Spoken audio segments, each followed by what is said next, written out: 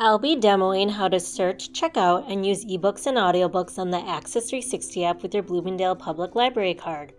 First, be sure to download the Axis360 app in the Google Play Store or Apple Store. Next, open the app and set up your account. Type in Bloomingdale and choose Bloomingdale Public Library in Illinois. Put in your Bloomingdale Public Library card number and PIN.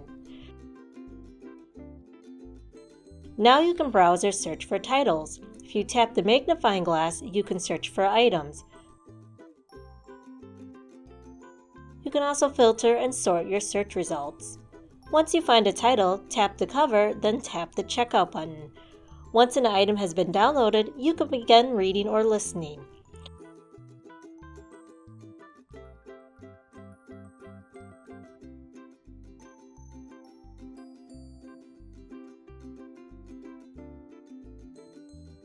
Now I'll show you how to put an item on hold.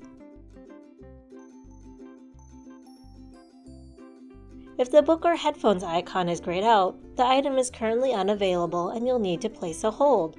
If the icon is green, it's available and you can check it out immediately. Tap the cover, then tap the Place on Hold button. Enter your email if prompted, and then you'll receive an email when it's available.